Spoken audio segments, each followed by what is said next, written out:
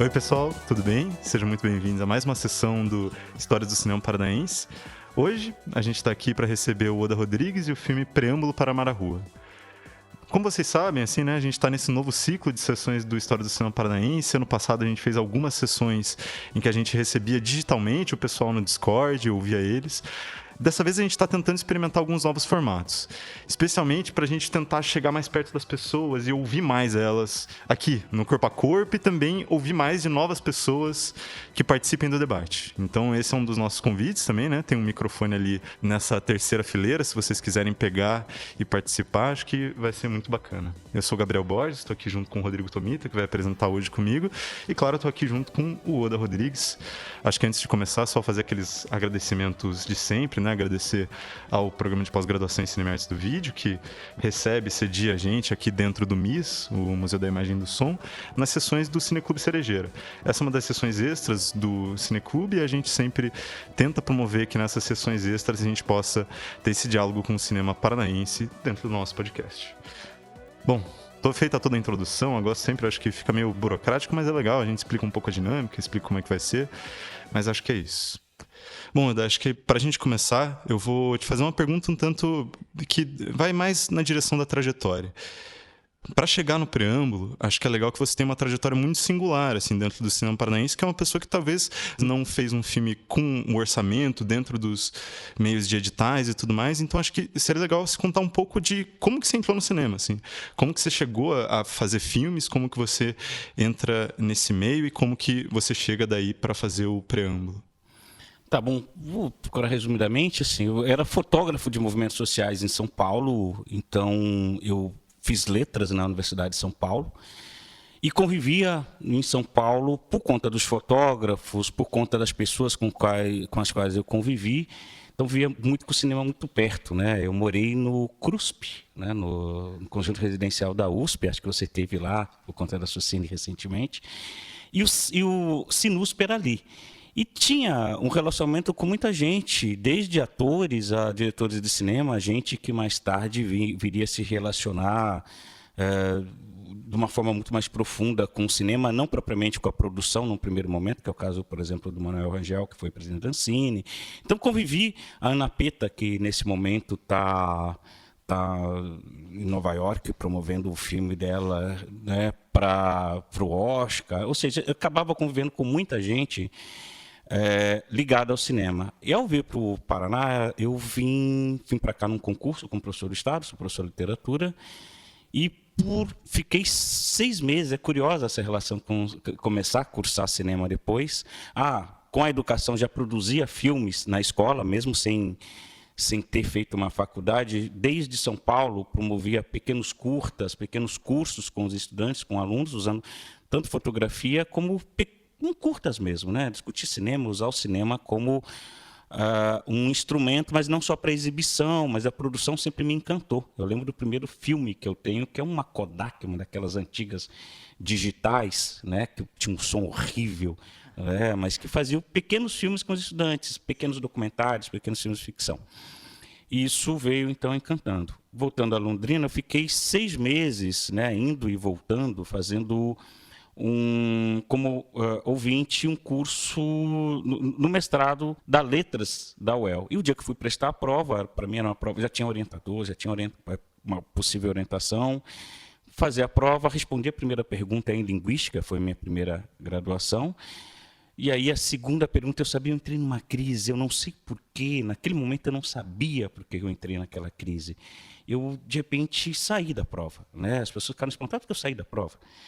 E com a minha companheira, Isabel, que sempre me dá uma força enorme, falou, cara, você não queria fazer isso, né? Eu comecei a procurar curso de cinema, tem a FAP, prestei a FAP e comecei a graduação ali. E aí, desde o primeiro semestre da graduação, fui muito ousado, né, abusado de querer fazer um documentário. A gente acabou montando com os restos, fazer filme de...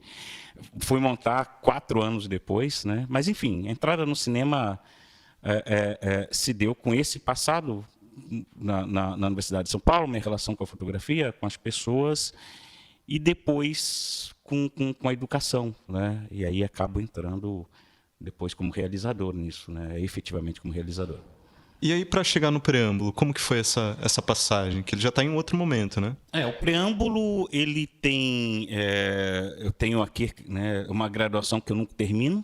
Eu fiz o primeiro ano na graduação na FAP, tranquei no segundo ano para fazer especialização, e aí volto para a graduação, e aí abriu o mestrado, né, do cinema e de artes. Eu fui para o de artes porque todo mundo que lecionava cinema e educação foi para o de artes. E numa disciplina do mestrado, né, isso aqui é uma coisa muito engraçada, a primeira vez eu falar em público isso. No mestrado havia um seminário para se fazer, o pessoal se juntou, e no seminário de arte tinha um pessoal do teatro, da dança, das artes visuais, gente que também mexia com música, né, gente da literatura, enfim, né, gente da dança. E os grupos se organizaram para fazer para apresentar o seminário. 4, 5 pessoas ligadas ao cinema resolveram fazer na última hora. E o nosso foi o pior seminário, né? A gente foi horrível. Aí teve um segundo seminário que eu falei, bom, né? Era um seminário, uma disciplina sobre mediação. Ele falou, não, agora vamos fazer diferente, né? A gente juntou, eu propus um filme que seria um filme ensaio, de certa maneira. O pessoal aceitou. E o filme partiu de uma peça de teatro, uma adaptação de uma parte de uma peça de teatro, de uma figura Tiago Dominoni, que é uma figura, é um escritor, trata com texto dramático, trata com teatro. Deu curso aqui na Biblioteca Pública do Paraná. Eu fiquei maravilhado com o texto dele, me apresentou o texto, e aí a partir a gente passou à construção, né, desse roteiro. E ao propor o filme, o pessoal do curso foi muito generoso, né? Então teve gente da dança, né? Então a galera da dança que representou, uma outra colega do cinema, né? Morgana Assunção, que é de Goiás, e se apresentaram 2 pessoas da dança, Tatiane e o Léo, e do teatro, né? Que é a Michele, que é de São Paulo, e uma pessoa que não era única pessoa que não era do mestrado, né, é o Pedro, assim, grande figura, né, grande figura da graduação da FAP, tinha acabado de se formar, e que eu convidei, e porque eu sou um diretor negro, eu falei, não, tem que ter um negão nessa peça, e chamei, foi maravilhoso poder contar com um time maravilhoso. Então, para chegar no preâmbulo, foi isso. Claro que antecedido dos 2, 3 anos de graduação que eu fiz, antecedido de filmes que eram exercícios todo mundo aqui passou, né? A gente sabe, de fazer filmes como exercício na graduação. Então, e aí tinha equipamento, né? Financiando equipamento, o que não tinha emprestava, conversava e fazia um filme para uma disciplina, e ele tem uma curiosidade que não é só o filme, né? Uma coisa que não sei se acredito que vocês não sabiam disso, né? Mas foi um filme performance, assim, que a exibição dele foi na Cinemateca e foi uma performance, né? Não sei se eu continuo falando aqui. Não, vamos. Se você quiser, acho que a gente pode ver o filme. Beleza, vamos ver o filme. Depois eu falo disso, então, do que é essa performance que tinha a ver com o filme. Mas.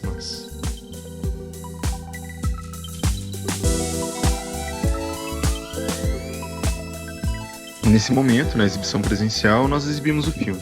A gente também convida você agora, que está ouvindo o podcast, a conferi-lo. Ele está disponível na Paranaflix, em link aqui na nossa descrição do podcast, e você pode assistir lá a esse e a muitos outros filmes paranaenses. Por enquanto, convido vocês a assistirem o Preâmbulo para Mararrua e voltarem aqui para a continuação da nossa conversa. Mas conta um pouco aí dessa exibição diferente que você falou. Então, como havia dito, esse filme ele foi para uma disciplina de mediação, com o professor Robertson Rosseto e a professora Salete, que hoje é reitora da Unespar. Então, a gente estava discutindo mediação e nós resolvemos então fazer algo, voltando a dizer, né, para valorizar um bocado o trabalho que a gente tinha sido um fracasso no primeiro seminário. E aí a gente conseguiu colaboração com a professora Salete, com a professora Solange, do Labê do Cine, a gente conseguiu a Cinemateca, e houve uma intensa discussão de como é que a gente faria essa mediação. Então a gente conseguiu trazer um público, gente que a gente conhecia, fazer um boca a boca para convidar, e nós montamos a seguinte forma para exibir. A gente só falou para o público da exibição do filme, né? E os atores dos filmes, a gente colocou, né, quem dança no filme, os 2 dançarinos, mais a atriz no filme, a gente colocou, dividiu na esquina da Cinemateca e naquele pátio da Cinemateca. As pessoas reproduziam a coreografia e a movimentação dos seus corpos no espaço da Cinemateca e na esquina da Cinemateca. Nós propusemos ao grupo em que as pessoas, ao público, para que as pessoas fossem fotografar. Criamos um grupo do WhatsApp para esse fim, recortamos uma moldura de cartolina para a galera fotografar o que achasse interessante ali dentro da Cinemateca, em volta da Cinemateca. É isso, essa instrução que nós demos para as pessoas. E sim, os atores estavam com figurino do filme, né? E o Tiago, que é um dos atores do filme, ele ia reproduzindo palavras do roteiro e outras que ele inventando, conduzindo esse grupo, né, pelo espaço da Cinemateca e pela esquina. Na hora de ter a sessão, chamamos todo mundo para a sala, exibimos o filme, chamamos todo mundo para a sala, e aos poucos os espectadores começaram a reparar que o cara que estava dançando na esquina era do filme, que a pessoa que estava performando dentro do pátio da Cinemateca estava dentro do filme. E aí a gente abriu, então, para um debate, né, para exibir as fotos que foram tiradas, e as pessoas começaram a debater que nem todas elas tiraram foto daqueles atores, né, enfim, das personagens do filme, que se tivessem visto o filme antes, elas tirariam, se elas soubessem a proposta, tirariam. E a gente começou a ter uma discussão não só do filme, mas do espaço urbano e desses corpos, a significação desses corpos no espaço urbano, né? Porque o filme ele vai se tratar. O filme ele é uma ficção que fala de um escritor que pensa personagens, e essas personagens tomam corpo e invertem. Essas personagens começam a narrar esse escritor que está na biblioteca, e essas personagens criam vida e convidam esse escritor a vir para a rua. Esse escritor, enfim, essa pessoa apaixonada por literatura descobre que não pode ficar só na criação, só ali na arte, só ali no livro, que para criar ela precisa ir para a rua, né? E foi engraçado que depois no metrô, quando teve no metrô, muita gente falou, pô, cara, parecia que você estava...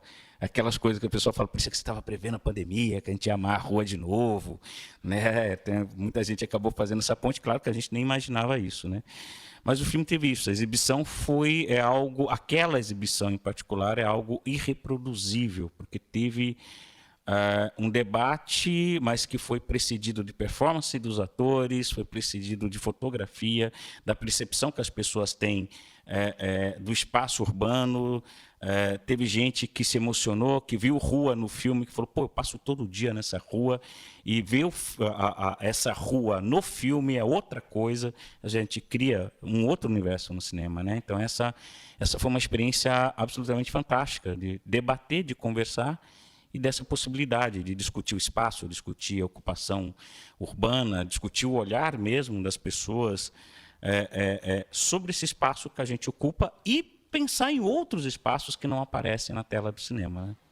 E essa ideia, Oda, de você fazer essa performance assim, na exibição, ela veio no momento anterior à feitura do filme? Foi durante a feitura dele? Foi no momento posterior? Como é que foi isso, assim?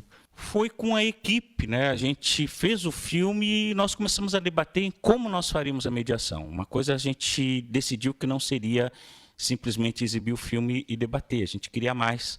Isso foi uma possibilidade fantástica, porque é um grupo heterogêneo de artes diferentes, né? De pessoas da música. O Lucas Fear, que fez, por exemplo, a trilha musical, a gente conversou, assim.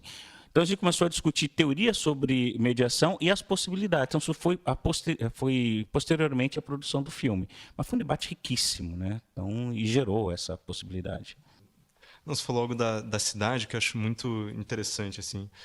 Como como o filme, como a cidade parece estar o tempo todo, seja no som, seja nas imagens mesmo, não só participando, mas de fato quase não pressionando, mas está ali o tempo todo em cena. E ela é o centro da cena, inclusive às vezes, mesmo que as pessoas estejam ali no quadro, né? Queria te perguntar um pouco como que você pensava esse espaço da cidade dentro da cena e como que isso, nas gravações, como que isso vocês iam construindo ali na esquininha da São Francisco ou quando vocês estavam filmando os prédios? Deixa eu só complementar um pouco essa pergunta, assim, que é uma coisa que me interessa muito, assim, também. Que eu acho que também tem um pouco a ver com a sua trajetória, né? Que, enfim, você falou que você estudou lá em São Paulo, lá na USP, então você é uma pessoa que vem aqui para Curitiba, né? E vem fazer, e nessa mudança você vem fazer cinema, então comentar também essa sua relação com a cidade, com esses locais específicos da cidade, assim, também, que eu acho que também tá aqui não só no preâmbulo, mas é uma coisa também perceptível no Oito Quadros também, né?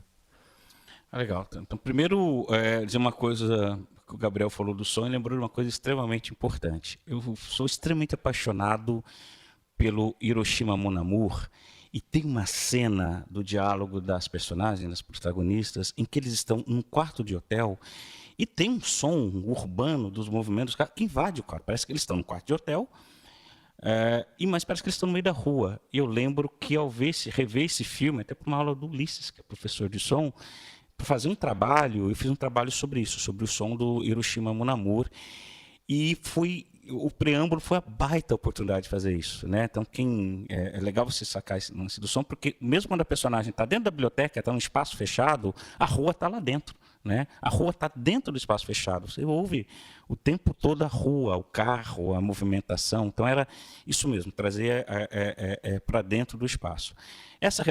Atualmente eu moro em Fazenda Rio Grande, né? Região metropolitana de Curitiba.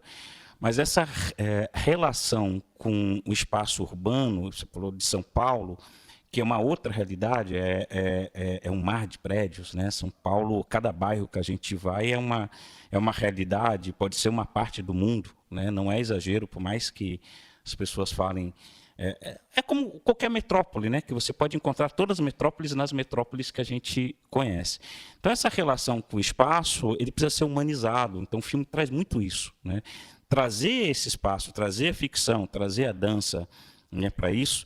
E no momento de produção, no São Francisco, por exemplo, na Rua São Francisco, foi muito tenso, né? A criação com as duas personagens, porque a gravação foi dividida em duas, né? A Morgana, primeiro eu só dirigindo, e a Morgana na fotografia, né, operando a câmera. Aí tem um momento que a Morgana precisava sair, porque ela trabalhava num hostel, e ficamos o Pedro Ramírez e eu, que é essa personagem, né, que é esse homem negro. E quando a gente foi fazer as cenas dele, toda hora a polícia aparecia para dar baculejo na galera ali na São Francisco, né? E eu brincava com o Pedro, né, o Pedro Ramírez. A gente conseguiu o apoio do Brechó das Pretas, que está ali, que a gente fez umas tomadas, né, no plongé. Elas foram fantásticas nisso. A Gabi, que é atriz e também é uma das sócias das donas ali do Brechó das Pretas. Mas a gente está filmando, então imagina, dois homens negros, um performando para a câmera, o outro dirigindo, e toda hora a polícia aparecia, fora que o pessoal mesmo, que morava ali, vinha interagir com a gente. Então foi produzir as imagens, foi no meio do caos e essa relação urbana, o tempo todo a gente relacionando com as pessoas, inclusive com as suas violências, né? Inclusive com as suas violências, porque a gente estava preocupado. Eu falei, a polícia dá baculejo em meio mundo, não tocaram na gente, tá, tudo isso aqui, mas um monte de gente toda hora era enquadrada ali. Foi o caos da produção. Uma das cenas foi ali perto da UFPR, do PPG-Com, né, da atriz da Michelle, que atravessa a rua. Aliás, tem uma cena que é curiosíssima, essa cena, porque ela foi acidental e a gente botou no filme, a hora que ela está correndo, né? A gente está correndo com a câmera ligada, a Morgana correndo, porque abriu o semáforo, e a gente percebeu também o grau de machismo, né? Porque ela fazia a performance a hora que o semáforo fechava, outra relação também com o espaço urbano, né? Essa mulher, ela foi várias vezes xingada, buzinaram, falavam palavras de baixo calão para ela, para Morgana, que era um dia muito quente, né? Que estava de bermuda, para mim não falavam nada, mas para essas mulheres elas foram assediadas o tempo todo enquanto a gente produziu o filme. Então, uma outra discussão também dessa relação, e dirigir, conversar e concentrar com quem participou. E outro espaço Leonardo, ali no Cine Passeio, né? Aqui na rua do Cine Passeio, que era homenagem ao mesmo tempo à dança, mas também ao cinema. Então a gente acaba, que é uma outra relação com o espaço, que é um homem branco vestindo uma farda militar, né, que ninguém, ao contrário, ele recebeu uma cantada, inclusive, né? Então não foi, e as pessoas, quem cantou foi muito delicado, né?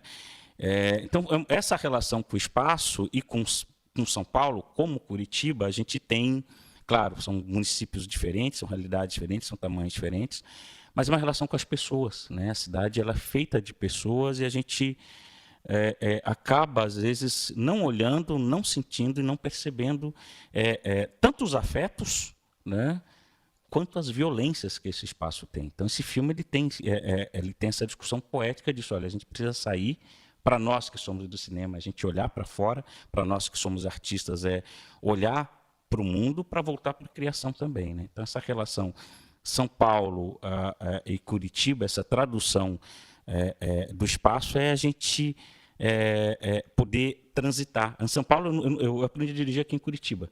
Então, se eu for uma pessoa que andou muito de trem, muito de ônibus, eu lembro quando fazia a USP, andava muito de trem, andava muito a pé. Então, a relação com a cidade é outra, né? Ela é de fato orgânica. Hoje eu dirijo, ver a cidade da janela do carro é uma coisa, ver a cidade andando é outra, né? É outra relação que a gente tem com as pessoas e com o espaço. Não, e acho que queria te perguntar ainda nessa linha, por que a Rua São Francisco? Por que ali o PPG-Com em específico? Porque você já falou um pouquinho do porquê o Cine Passeio, mas esses dois espaços tinham a ver com alguma relação sua anterior com a São Francisco e com o PPG-Com, ou você estava escolhendo mais por conveniência ou por serem lugares interessantes de filmar?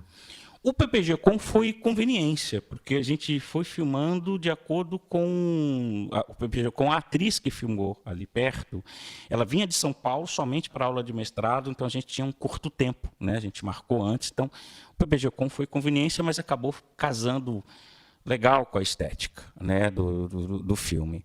A Rua São Francisco, a gente não filmou só na Rua São Francisco, né? A gente filmou na Biblioteca Pública do Paraná, o Thiago trabalhava lá.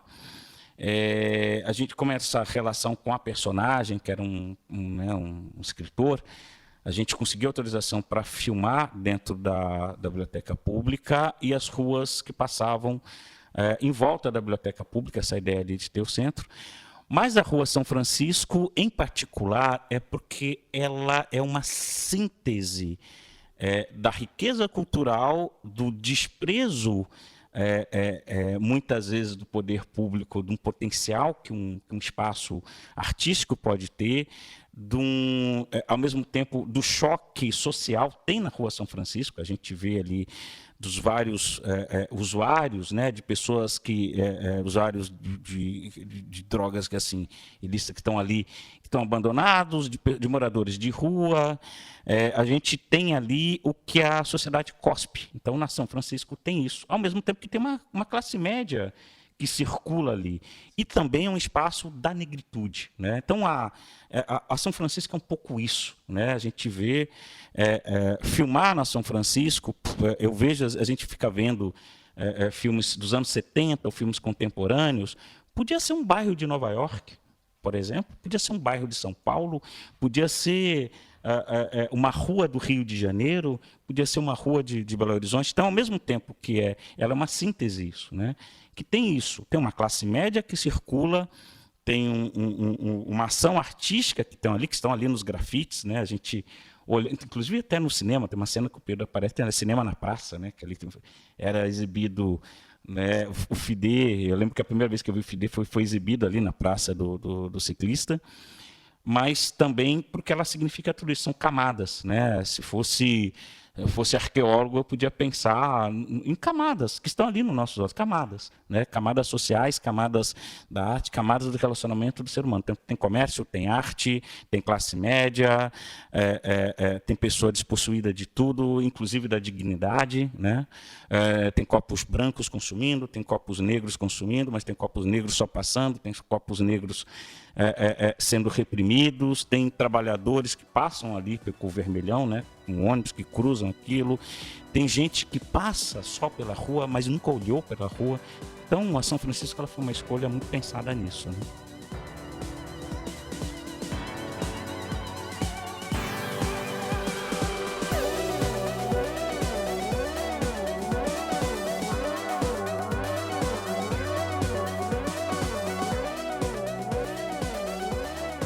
Acho que só pra gente não monopolizar muito, vocês querem fazer uma pergunta, gente? Meu nome é Gustavo, eu conheci o Odair num curso que a gente está fazendo, numa oficina que a gente está fazendo na Cinemateca de Curitiba, de preservação e de acervos audiovisuais.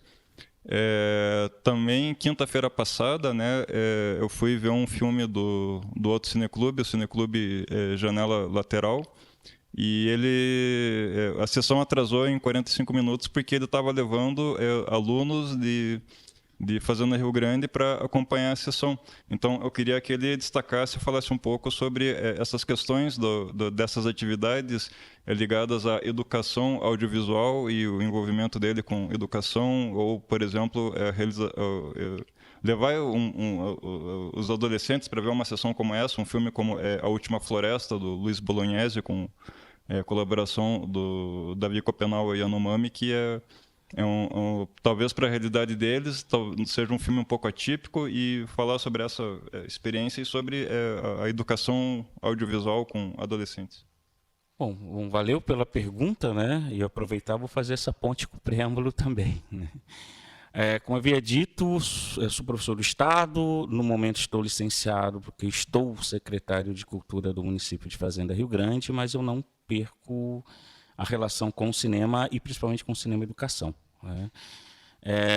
Hoje em dia, e a gente viu isso na pandemia, que o audiovisual ele se tornou uma presença nossa no dia a dia, enormemente, e há uma necessidade de uma educação audiovisual, de uma formação crítica, né? Quando se fala aqui de formação crítica, pode ser como crítico de arte mesmo, ou mesmo uma necessidade de interpretação do audiovisual, né? Eu sou professor de literatura, a gente fala muito de interpretação de texto, mas há necessidade também de interpretação da imagem, né? Para separar, por exemplo, o que é arte do que é mera informação, de separar um documentário de uma reportagem, de poder perceber como é produzida a imagem, né? E principalmente de hoje, com a tecnologia que a gente tem hoje, das pessoas poderem produzir, as pessoas produzem suas próprias imagens, mas há uma necessidade de uma relação ética com a imagem, né? Uma imagem pode ser uma coisa maravilhosa, como pode ser uma coisa terrível. E quando a gente fala coisa terrível, não só do ponto de vista do crime individual, ou mesmo de um crime de milhões. A gente viu o que foi a Segunda Guerra Mundial, a gente viu o que foi a produção de imagens com o objetivo de eliminar pessoas, né? Nós vivemos esse horror nesse país, aliás, na Segunda Guerra Mundial, e o que a gente viveu recentemente, o que foi o horror nesse país, de muita gente produzindo imagem, né?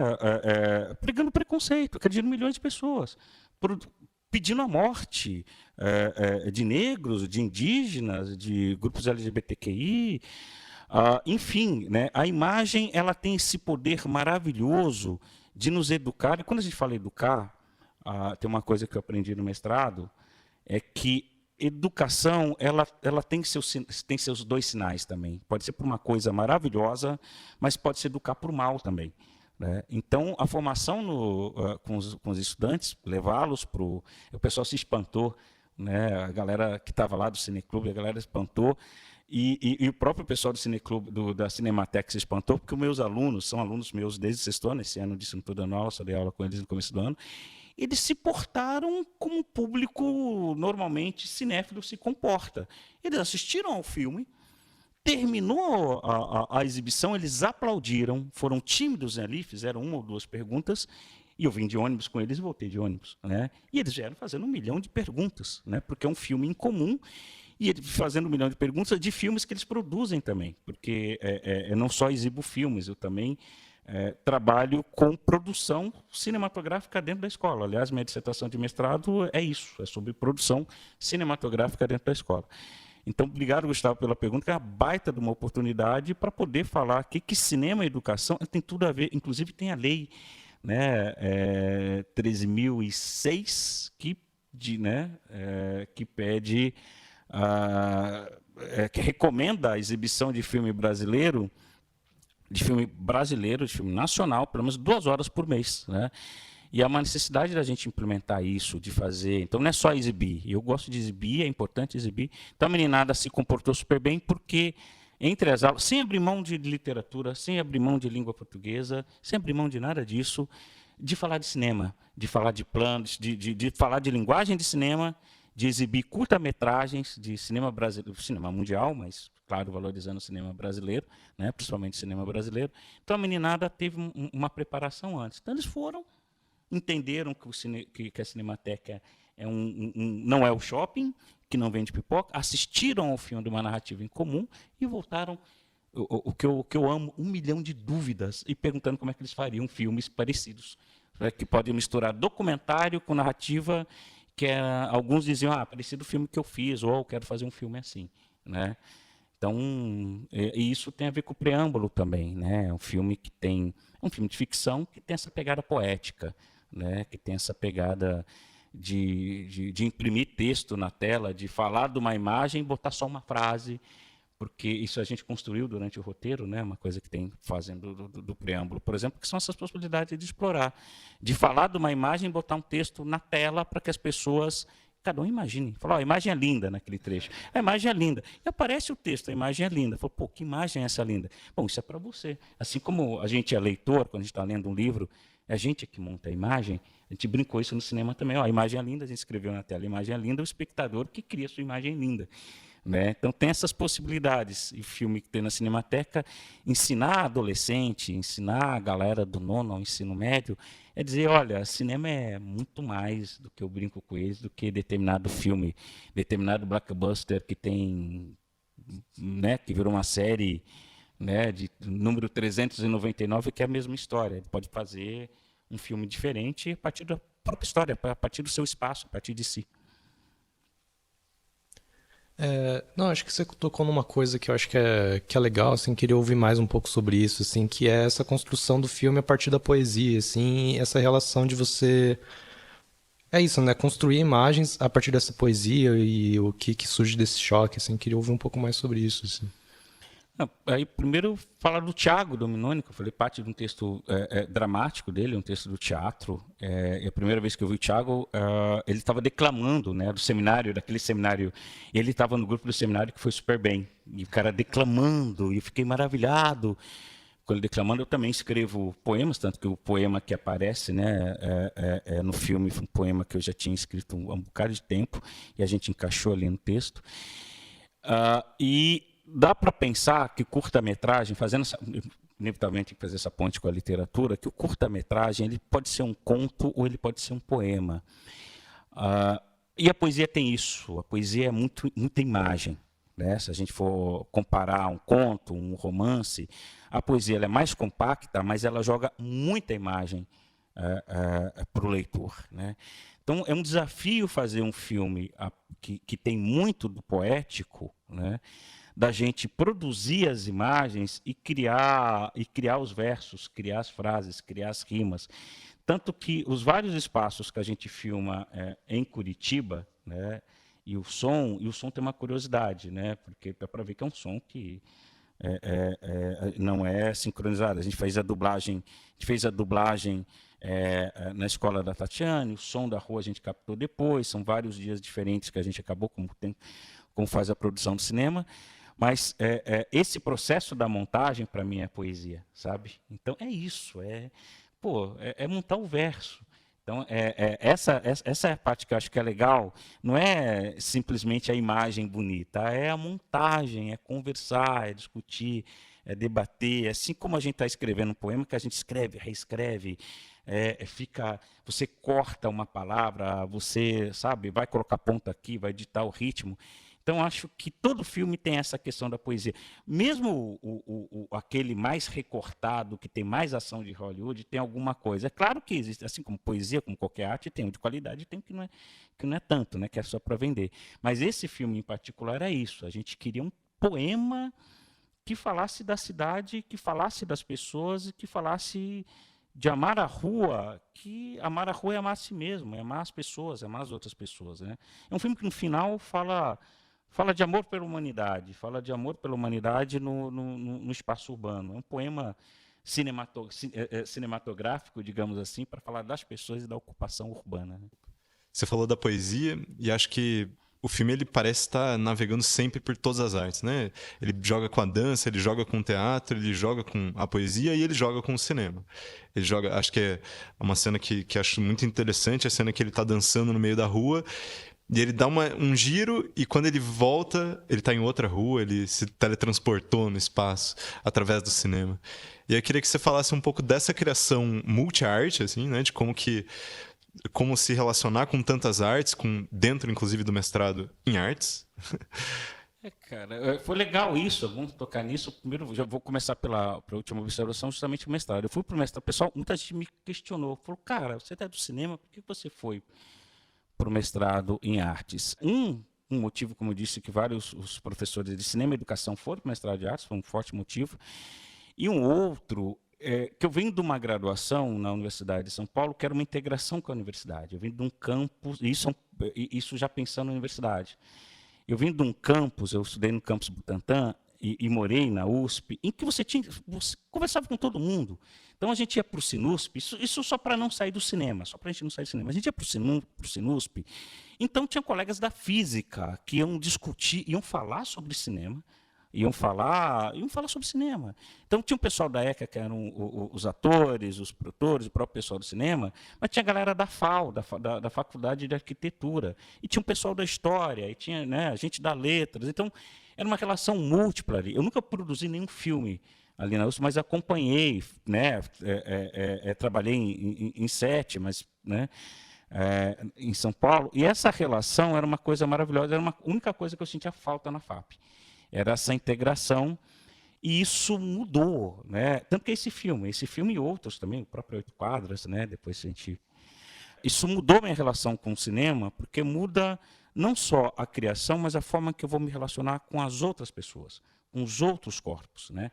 Então, esse é um filme que é isso mesmo, tanto que a atuação é marcada, né? Ela é bem teatral mesmo, a direção foi nesse sentido, de fazer a dublagem depois, fazer uma atuação marcada.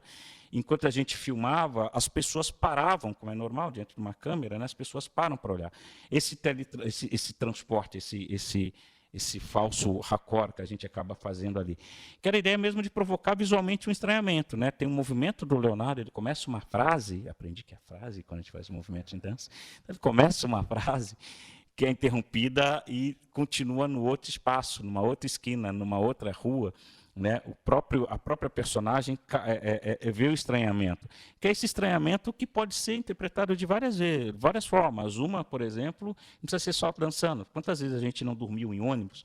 Você entra no ônibus, vai estudando, acorda no outro espaço que você não reconhece, né?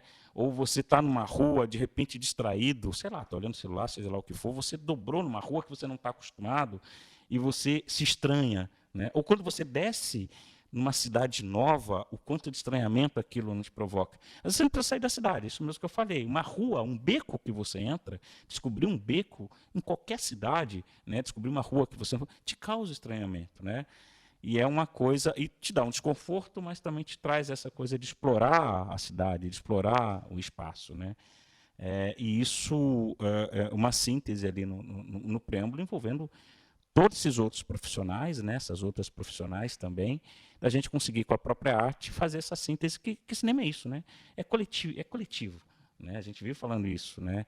Que cinema é uma coletividade maravilhosa, e esse filme é um filme nosso, né, criado muito com essas artes, em que eu tive um baita prazer de poder dirigir e trazer isso depois, né? Eu ia fazer uma pergunta meio capciosa dentro do que você falou do coletivo, que acho que é uma dimensão interessante da gente pensar. Qual que é, no caso, dentro de um filme tão coletivo, o papel do diretor? Como que você entende, como que você via dentro da dinâmica de set, dentro da dinâmica de criação, o seu papel e o seu papel conduzindo essa história toda, assim? Primeiro, eu acho que para qualquer filme, eu vou falar do preâmbulo, mas para qualquer filme, minha concepção, o diretor tem que escutar, tem que exercer a escuta. Eu não danço. Então, para conversar, a gente ensaiou, né? Não foi espontâneo ali, nada, a gente teve um ensaio. Fizemos a leitura coletiva, depois dos tratamentos do roteiro, e conversei com cada um, porque cada bailarino, cada ator, né, cada atriz tem um processo para se concentrar, dar uma opinião sobre a criatividade, né? Cada movimento ali, a gente conversou. Por exemplo, a Tatiane, a gente discutiu, por exemplo, figurino, a Tatiane que faz o par ali com o Pedro Ramírez, né? A gente discutiu, inclusive, questões étnicas mesmo, né? Falou, pô, é um homem negro, uma mulher que não é negra, mas a gente vai discutir. Falou, não, vamos discutir isso, vamos colocar no filme dessa possibilidade. Não está abolida as relações interraciais. O que a gente está discutindo aqui é arte, a gente quer ver como é que as pessoas se emocionam com a dança. O Pedro Ramírez, por exemplo, dança, é uma figura magnífica, né? Então, discutir com cada ator, com cada dançarino, cada atriz, a partir da sua personagem, que movimentos a gente podia tratar disso, né? E aí são eles e elas que traziam os movimentos por espaço que a gente fazia. Nós visitamos os espaços antes para poder conversar, né? Discutir qual que é a entonação da voz. Por exemplo, o Pedro, a entonação da voz dele é muito mais forte. A atuação dele, como ele já é um ator absolutamente fantástico, já tinha presença de várias outras peças, já sabia da força que ele tinha da interpretação, de como ele sorria, de poder ali na cena, né, falar, agora você está sorrindo, agora vamos delirar, agora você... Porque a gente já tinha feito um ensaio, é uma pessoa que tem um determinado forma de se concentrar. Então, dirigir, eu acho que primeiro é exercer um baita processo de escuta para na hora, né, na hora ali de dirigir na cena, na hora de você apresentar o movimento, na hora de você apresentar o espaço do set, seja ele qual for, seja ele no estúdio, seja ele na rua, que haja essa simbiose entre direção e o restante da equipe, né? E direção e o restante da equipe. Sem isso, eu acho que não tem direção. Por isso que é coletivo, né? Um diretor sem alguém para dirigir não faz, né? Por isso que as pessoas falam, não, mas é tudo obra do diretor. Claro que cai a autoria, mas sem as outras pessoas, como é que a gente faz? Sem escutar as outras pessoas, como é que a gente dirige? Né? Como é que a gente pode fazer esse elemento? Então, acho que direção tem isso. O primeiro processo é a escuta, né? Todo mundo contribuiu de forma criativa com o filme. E a condução, ali, tanto que nessa equipe de cinema mesmo, era a Morgana e eu, só. Né? A Morgana que, inclusive, fez a montagem, fez todo o processo de pós. Nós dois tínhamos, então, essa discussão da chamada disciplina de set. Mas, a partir do momento que a gente ensaia, vai conversando, essa disciplina vai se criando. Porque são artistas, e artistas são disciplinados. Para dançar, precisa de disciplina. Para atuar, precisa de disciplina. Para cantar, para escrever, para tudo isso precisa de disciplina. As pessoas, às vezes, têm uma visão equivocadíssima sobre a arte, como se nós, né, essas coisas caíssem de graça, né, de repente a obra viesse de graça, baixasse alguma coisa, você faz um download, né, mental. Não existe disciplina. Então, as pessoas têm a noção de disciplina. Não fomos nós, cineastas, que inventamos a disciplina. Nós usamos a disciplina dentro do set, nós adaptamos dentro do set. Então, para inclusive entender que dirigir não é impor a disciplina. Dirigir é o processo de escuta e aproveitar as disciplinas que as pessoas já têm, né? Acho que é uma das coisas que eu acho que é fundamental no cinema.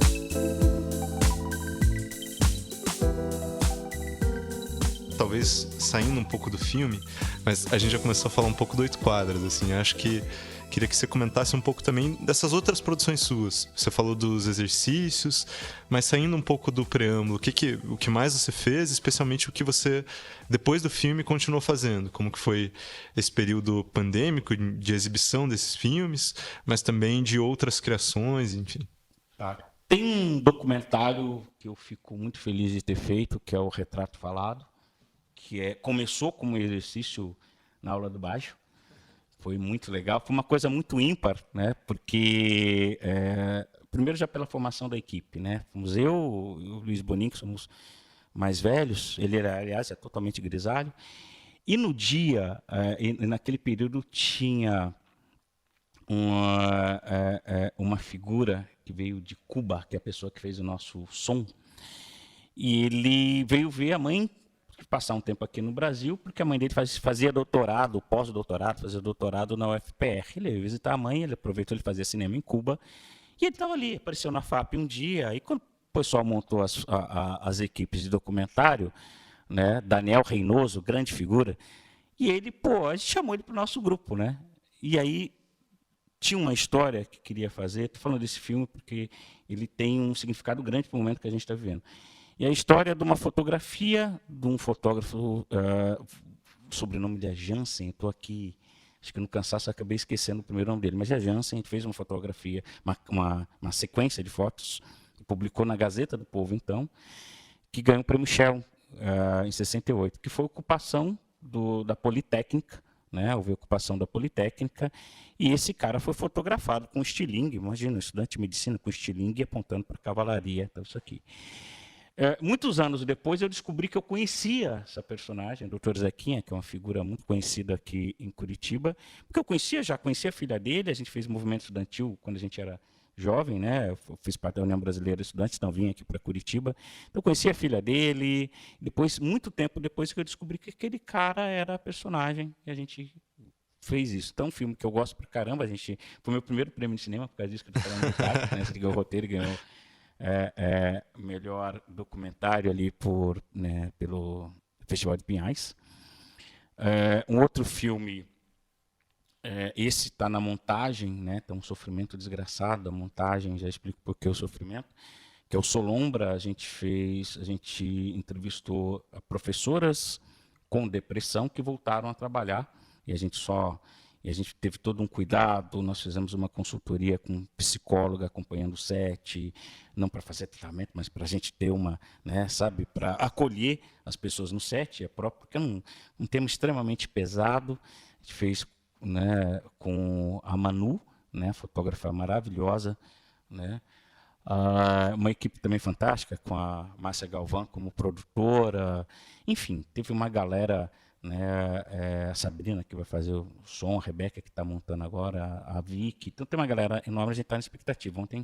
Antes de ontem, aliás, foi uma reunião sobre a montagem desse filme. Esse filme a gente termina de montar no ano que vem, então para mim, uma menina dos olhos, que as imagens estão... se achou aqui preâmbulo poético. Esse está lindo, e é um documentário para um tema pesado. Participou a Maesa também, que é uma colega fantástica da dança, né? A gente preparou um roteiro, inclusive, que é um filme experimental que a gente vai fazer no ano que vem. Esse ano foi muito atípico. O Oito Quadras tem um carinho especial, porque eu lembro que eu falei para você do Oito Quadras, né? O Oito Quadras são as 8 quadras entre a Cinemateca e o Cine Passeio. E foi um roteiro inicial pensado para falar de filmes do cinema negro brasileiro, né? Falar do cinema negro brasileiro. Então, são 8 quadras. O roteiro inicial, a gente previa que iam falar de 8 cineastas, homens e mulheres do cinema negro. E nessa trajetória, 2 personagens discutindo cinema negro, algumas cenas desse filme seriam encenadas, apresentadas nessa trajetória. O planejamento inicial é que fossem encenados 8 filmes. Na pandemia, a gente fez o filme na rua, a partir do Curta 8, né, que foi baita oportunidade de filmar em película, foi maravilhoso. Ao mesmo tempo é um terror, e ao mesmo tempo é fantástico, porque, cara, filmar em película é coisa... E eu tinha ganhado uma máquina Super 8, acabei comprando mais 3, né, para fazer isso, e deu um monte de coisa errada para dar certo, porque a fotógrafa, que seria a Geórgia, ficou presa num set em São Paulo, porque parece que houve problema, atrasou o set lá, então não pôde fotografar, e eu filmei simultaneamente em película, né, em Super 8, em 8mm e digital, né. Montei uma gambiarra num cage, né, para montar as 2 câmeras e sincronizar. Tem toda uma técnica para fazer esse negócio. O que eu achei que ia levar uma manhã, levou um dia inteiro. A máquina travou, né, a câmera travou. Liguei para o Universo para saber como é que funcionava. Aí alguém falou assim: você já bateu na câmera? Eu falei: como? Você já bateu na câmera? É uma câmera mecânica, conversar não serve. Aí eu bati na câmera e ela voltou a filmar, cara. Olha que loucura, né? Então e é um filme que vai estar no próximo domingo agora na Cinemateca, vai poder ver na telona. Então, 8 quadras é isso, homenageiam 4 cineastas mulheres negras, 4 homens negros. Fala de cinema em película, fala de cinema digital, mas também eu falo que são 8 filmes, mas na verdade homenageiam 10, porque é uma cena muito curta que vai falar do Balão Vermelho, né? de uma garotinha atravessando a rua, com um filme preto e branco não dá para ver que é vermelho, mas é uma garotinha atravessa com um balão, e ao mesmo tempo homenageia indiretamente o Cangaceiro, porque o Cangaceiro do Lima Barreto fez tanto sucesso que dentro do balão vermelho tem um cartaz, eu não sei se vocês lembram disso, dessa cena em que o garotinho do balão vermelho está correndo atrás do balão, ele passa no corredor e tem um cartaz do filme em francês homenageando o Cangaceiro. Então é genial isso. Então eu falo que são 8 filmes, mas na verdade são 10. Né? Aí me questionaram, pô, você está falando de cinema negro brasileiro, por que você falou de pessoas brancas, do europeu? E eu digo, nós negros não esquecemos de quem nos influencia. Né? A gente não esquece. Então, tem muito cineasta branco, cineastas brancas, e que eu admiro, continuo admirando, influencia meu cinema também. Influencia minha forma de pensar, de ver imagem, e a gente não deixa de falar das nossas influências. O inverso nem sempre acontece, né? Mas é isso, deixa eu lembrar. Mas que filme, que eu me lembro, isso aqui, e tem aqui alguns roteiros para ser rodados. Assim, na secretaria a gente acaba de fazer isso, uma coisa legal, filmes institucionais, mas que são documentários, e foi uma sacada, né? E como secretário, a gente fazer 2 filmes institucionais contando a história da cidade, entrevistamos 2 senhoras idosas, mas um arqueólogo, o do arqueólogo não foi, né? Mas eu falei, nós vamos estrear no cinema. E muita gente não acreditava, falou, não, tá. E foi a única pessoa de cinema no set era eu, o resto eu tive que treinar rapidinho. Então deu desfoque, deu criança mexendo em lente, dando tapa em tripé, e eram imagens que precisavam estar, e não tinha jeito, né? E quando eu falei que a gente ia exibir no cinema, muita gente ficou preocupada, falou, cara, você vai exibir esse filme no cinema? Teve prova. Eu falei, cara, as pessoas vão se ver numa tela de cinema. Naquele momento que elas verem no documentário, elas vão se emocionar. Depois, pode ser quando elas verem esse filme no YouTube, eles falam, pô, olha, aqui está fora de foco, aqui, a câmera subiu, aqui, tá. Depois elas vão olhar. Mas no cinema, e a gente lotou o cinema de Fazenda Rio Grande, né? Aliás, cinema que eu ajudei a levar para a cidade, né? Lotou numa sala comercial, lotou a sala de cinema, as pessoas ficaram emocionadíssimas. E quando as pessoas ficam emocionadas, elas vêm conversar, e tinha prefeito, tinha vereador, tinha um monte de gente, tinha autoridade, mas o legal eram as pessoas que estavam no filme. E quando as pessoas se emocionam no cinema, terminou o cinema, a gente fez um breve debate, e essas senhoras vieram conversar e vieram dar opinião de outros filmes. As pessoas se tornam roteiristas, sabe? É isso que é legal. A empatia com o filme é tal que as pessoas se veem no lugar do cineasta. Não, mas podia ter feito isso, podia ter pego isso, olha, eu poderia, desse jeito que eu falei, podia ter... E aquela outra cena, e aquela gravação, por que você não pôs? Ah, eu gostaria... Tem jeito de eu fazer uma outra gravação, porque eu lembrei de tal assunto, e isso a gente registrou, né? Ali do jeito que dava no celular. Então é isso, o cinema, o filme não morre ali, né? Ele fica na imaginação das pessoas, e ele dá às pessoas que assistem a possibilidade também de serem cineastas, mesmo que seja na imaginação, né? Mesmo que seja na imaginação dessas pessoas, elas começam a pensar, podia ter feito de outro jeito. Mas elas só fazem isso, muitas vezes, com filme que elas têm empatia. Ficaram emocionadas e vieram da sugestão de outros filmes que podiam ter feito, de outras histórias que podiam ser contadas. Então, é uma coisa legal. Pô, falo pra caramba, né? Não. Acho que para a gente fechar, você começou já contando um pouco dessa nova virada na gestão pública, e eu queria te perguntar um pouco desse lado, assim, de como tem sido lidar com o cinema, mas também com a cultura, pensando diretamente na vida das pessoas, né? No impacto não só político, mas também muito direto, assim, né? Nessa relação dentro da gestão pública, dentro da secretaria. Como que tem sido essa virada, essa mudança, assim, dentro da sua trajetória, mas também especialmente se pensando enquanto cineasta? Assim, primeiro que é um baita de um desafio, né? É um desafio que surgiu, dizer como é que surgiu esse desafio. O prefeito anterior sofreu impeachment, assumiu um novo prefeito que teve um diálogo com a Câmara Municipal.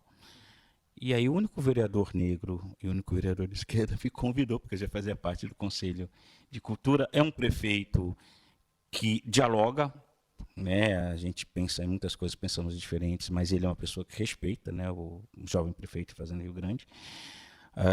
respeita e falou, olha, eu quero só que você possa levar a cultura para todo mundo. Eu falei, legal, então vamos trabalhar aqui, e até agora tem dado certo. E a gente tem discutido, principalmente nesse último período, pensando em política pública. Pensar política pública, claro que você tem que levar política de governo também. O que é política de governo? Você vai fazer evento, você vai conversar, você vai dialogar, você tem que apresentar todo um trabalho de gestão.